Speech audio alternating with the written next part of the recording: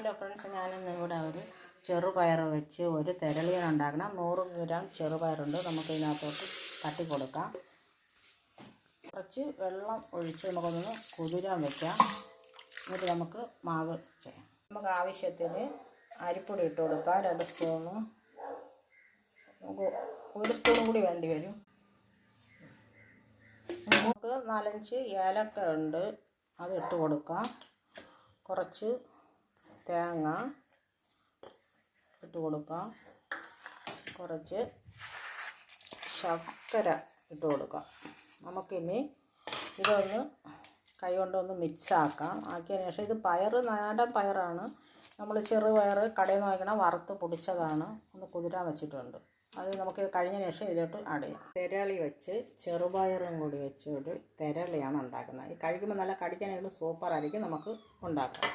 നമുക്ക് വെള്ളം തളിച്ച് ഇതിന് മിക്സാക്കി എടുക്കാം. നമുക്ക് പയർ ഇതിലോട്ട് ചേർത്ത് കൊടുക്കാം. നമ്മൾ ചെറുപയർ തെരളിയാണ് ഉണ്ടാക്കുന്നത്. നമ്മളിത് എല്ലാം കൂടി ഇത് ഈ പരുവത്തിൽ കുഴച്ചെടുത്തിട്ടുണ്ട്. ഇത് തെരളിയാണ്. ചെറുപയർ വെച്ചാണ് എടുക്കുന്നത്. ചെറുപയർ വറുത്ത് പൊടിച്ച് പിന്നെ ഇത് ഞാൻ വെള്ളത്തിൽ വിത്തി കുതിർത്തുങ്ങൾ കണ്ടു കാണും. ഏലക്ക ഇതെല്ലാം കൂടി ഇട്ടാണ്. നമുക്കിനി ഇതേപോലെ ഒരു ഉരുള എടുത്ത് നമുക്കത് ഇങ്ങനെ ഇതിനകത്തോട്ട് വയ്ക്കാം. ഇങ്ങനെ വെച്ച് നമുക്കിതിനെ മടക്കി കൊടുക്കാം.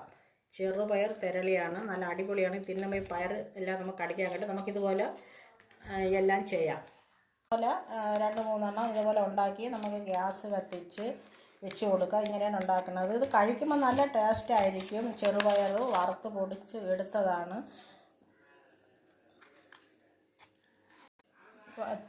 ചെറുപയർ വറുത്ത് പൊടിച്ചെടുത്തതാണ്. നമുക്ക് ഇതുപോലെ എല്ലാം ഗ്യാസിലോട്ട് വയ്ക്കാം. കത്തിച്ച് നമ്മൾ ഇട്ടലി കുട്ടതിനകത്ത് തെരളിയെല്ലാം വെച്ചിട്ടുള്ള തെരളിയും കൂടെ നല്ല രീതിയിൽ വെന്ത് കിട്ടിയിട്ടുണ്ട്. നമുക്കിതിനെ ഇറക്കാം.